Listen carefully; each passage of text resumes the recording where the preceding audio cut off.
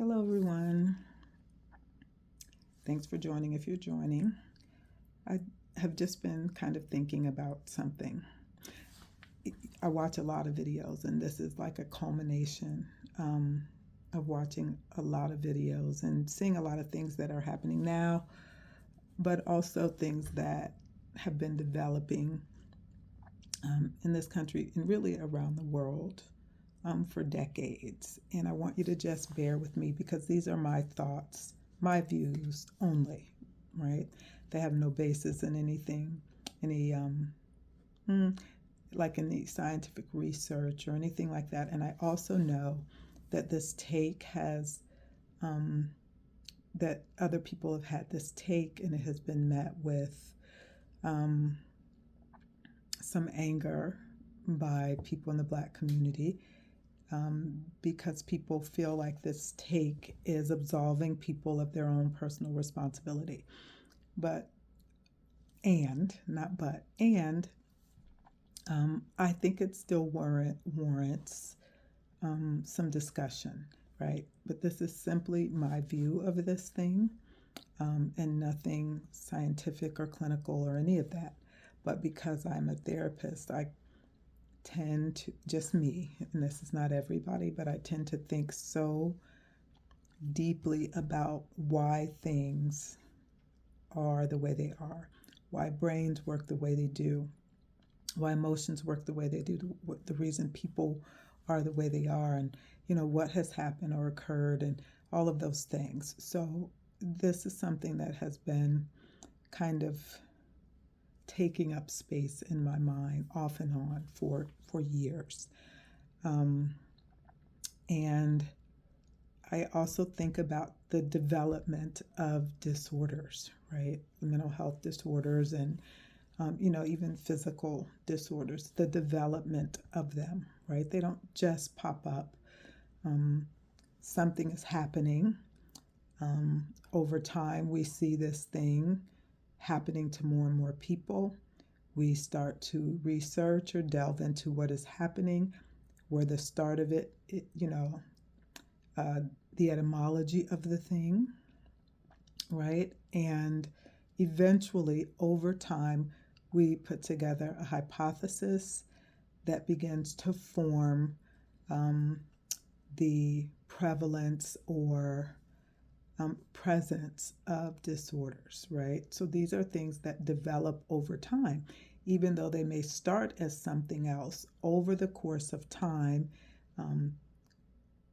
the impact of a thing to more and more people over time and location and all of these things, we begin to discover that this is a disorder, right? No matter how it started, over time, we do the research and we have to then say, this is a problem for a large number of people.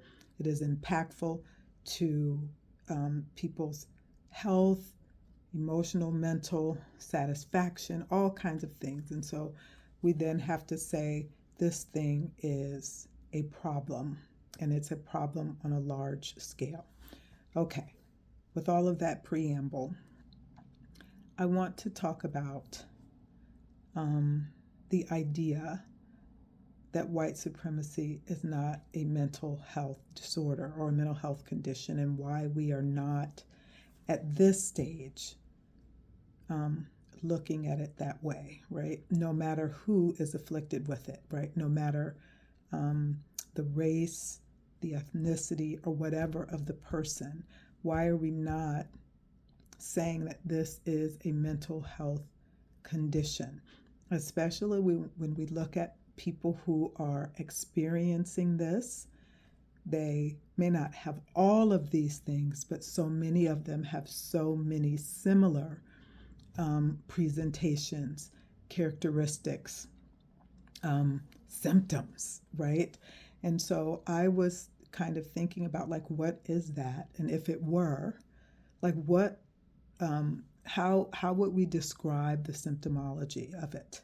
Like, what are we seeing happening across cultures and races when people espouse white supremacy, right? I know that it's an ideology and all of those things too, which is what we're calling it. But I think based on what we're experiencing now in the world, we have to look at this a bit. I think it would behoove us to look at this a bit different. So right now I'm going to just read what I have written about what I see and why we are not addressing this as a mental health crisis. Because when we now look at what is happening in the country, why would we not look at this as a mental health crisis that is afflicting so many people unchecked and a severe mental health issue? So I'm going to just read what I wrote and then I'll come back and say some other things. Okay. So white supremacy is a severe mental health condition identified by the inability to find satisfaction in life, persistent blame, aggression, violence, impulsivity, irritability, lack of remorse, lack of empathy, significant cognitive and emotional dysfunction, inability to fit in socially with others, frequent violations of social norms, callousness, recurring crises, pathological lying, manipulation, lack of remorse or guilt, poor behavioral control, poor emotional regulation, delusions, hallucinations, paranoia, parasitic attachment, mob mentality, alexithymia, anhedonia, socially and with life. Anhedonia, socially and with life. So alexithymia is the ability to identify and experience your own emotions, to have an emotional life or to connect to an emotional life. And anhedonia is the inability to find joy or pleasure in things. Now, this typically is in things that you used to enjoy. I'm applying it here as just the inability to find pleasure in anything, right? In social relationships or in your life. To me, I see that across all cultures and races with people who identify with white supremacy ideology or whatever it is you want to call it. And so let me read the second part, right? Because there are so many of those things that are present, not every single one of them, but enough of them are present for the people who identify with white supremacy for us to say, that's really interesting, right? Here's the other thing that I wrote. Why are we identifying white supremacy as an ideology rather than a severe mental health condition? This misidentification is extremely dangerous. Those experiencing severe white supremacy are often involved in other forms of harm. So this is the other piece, right? Such as sexual deviancy, domestic violence, drug and alcohol abuse, child physical and sexual abuse, animal cruelty, assault, financial crimes, burglary, robbery, mutilation, stalking, trafficking, kidnapping, hate crimes, and abuse, period, abuses of other adults. So non-white and vulnerable populations, right? So we don't identify this as anything more than ideology, right?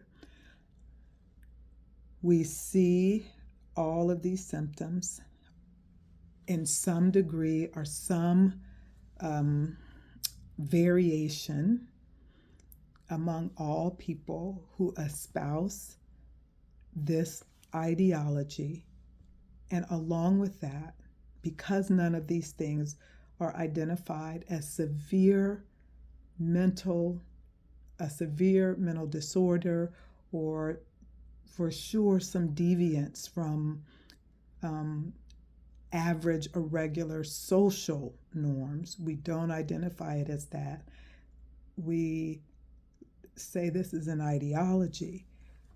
So we misidentify that. And these people, and I'm not saying every one of them, indulges in all of these other forms of harm, but they all engage in other forms of harm. I forgot to put harassment, so I need to do that, because even if we just say harassment, right, as another form of harm, it is always directed out. So people who espouse this ideology, they have some cluster of the symptoms that I wrote here. And because of whatever cluster it is they are afflicted with, there is always some harm that is metered out to someone else, typically someone who is non-white and vulnerable, right? So I think us just looking at this as ideology is extremely dangerous, and it has been extremely dangerous for us as a country. And it is not just as a country, because it's being it's being visited upon other parts of the globe. And even when we see it manifested in other places, it is similar. It is aggressive, it is violent, it lacks accountability. It's all the things are outward, and then because of that, whatever cluster of symptoms that person has, it then becomes dangerous for someone else, right? A dog, a kid, an old person.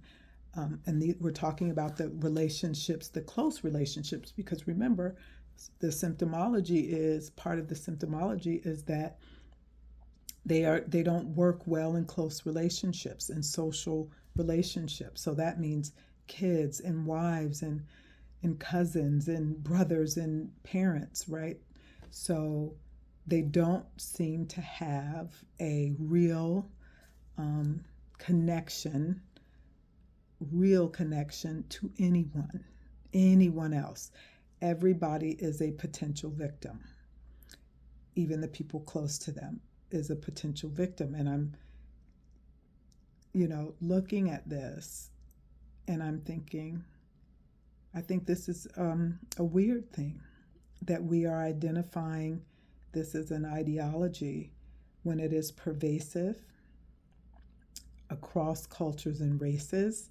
It has a similar set of symptomology, right, or clusters of symptomology. And it is, when a person is afflicted with it, it is a danger, potential danger to someone else. I don't know. And I know that as Black people, we're saying, no, they don't get to escape accountability. And I 100% get that. Then we see Black people who have white supremacist ideology. We see Asian people with it. We see Hispanic people, right? We are seeing this ideology across cultures, and it is dangerous. And the thing that has been most kind of identifying for me and has made me say I need to kind of look at this, is that no one under this ideology has any awareness of the impact that it is having, right? So there is a thing in counseling and psychology. It's called anosognosia, And anosognosia, it's also in the medical field too. Anosognosia is when the person who is afflicted with the disorder does not believe they are afflicted with a disorder, right? I am fine. Even though I'm having these extreme symptoms, there is an unawareness that these symptoms are out of the ordinary or out of the normal operating of a human's body or mental capacity. So I don't know. And listen, this is just me trying to make sense of what does not make sense, right? I think that if we kept this just connected to whiteness, okay, ideology. But what we see now is that over time, for me, let me not say we, for me, over time, there is less of a plausible explanation as to why people who are afflicted with white supremacy have a similar set of a similar presentation, a similar cluster of presentations. They may not have it all, but all of them have some of these clusters. And I want to say not 100%, right? Because that doesn't make sense. So I'll say 98. But 98% of these people engage in other forms of harm, right? Even if it is aggressively policing people in their city to the point of calling the police so that something can happen to that person. That's harassment, right? There's so much harassment online. I would even say following someone that you have no connection to because you think they did something and you're not the police and you have no authority, that's stalking. So, I mean, spying on your neighbor because they're not white, they're non-white. So you're spying on them because you believe just because they're non-white, they've engaged in something criminal while you yourself are engaging in something criminal. So when I say they are almost 100%, I can't say 100, they're engaging in harm to other people as a result of having whatever set or cluster of symptomology that connects them to the white supremacy disorder. Yeah, listen, this is just me and my brain trying to think of why this all looks so bizarre, right? Bizarre. And the lack of connection to the extreme bizarre presentation of this for the people who are afflicted with it.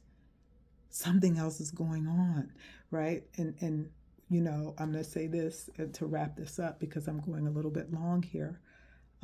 We even have to maybe we don't have to, but maybe we look at epigenetics, right? I'm going back to that again. I know I mentioned in my first video that I made, but maybe we go back to epigenetics, where initially this was an ideology. But based on that ideology, maybe some gene changed, right? As a result of the environment. Maybe the gene changed when they lost the war, right? Maybe that shifted something so significantly. And I don't think that that's necessarily how genes change. I know that there has to be, let me not say that because I don't know, right? But I don't know. But maybe initially it was ideology. But as a gene changed and the environment in the country has been right for the change in the gene expression to turn on, maybe now we have something completely different than ideology. And I think we need to be thinking about this in a different way. I would even wonder if the structure of their brains are different in certain ways, right? And that, and the limbic system, their amygdala, is there something going on in these people that is different than the normal population? I think the one thing we have to admit, even if all of this is wrong, is that something is severely, severely broken, right? Something. And at the very least, they're having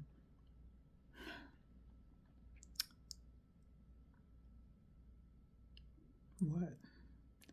They're having a trauma response, what do you call it when everybody experiences something at the same time? I can't remember now, but I don't know. I'm just trying to make sense maybe out of something that there is no sense to it. The only thing that I know is in my lifetime, it has never caused more harm than it is causing now. And although I know education and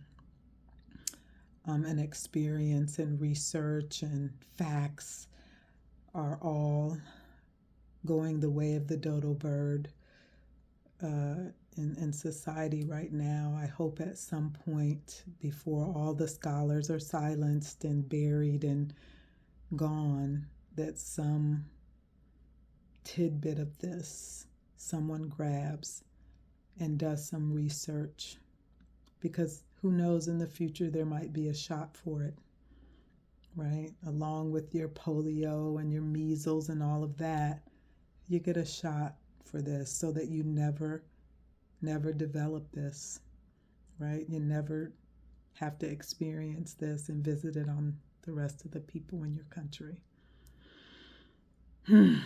I don't know, y'all. That's just my view.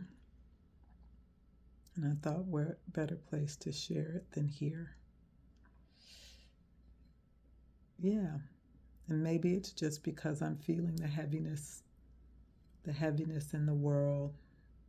And as human beings, most of us want to make sense of things. So maybe that's just what's happening. But if you see this and you're so moved to respond, please do. And just know, over here on this channel, we're just going to block you right on up. Because although I'm a therapist, I'm not everybody's therapist, and I will not be dealing with that disorder on my channel. But guys, go out, try to make connections with good people. Love on somebody really hard while you can, while it's not illegal, and take really good care of yourself right now, because now is all we got. Thanks for listening. Bye.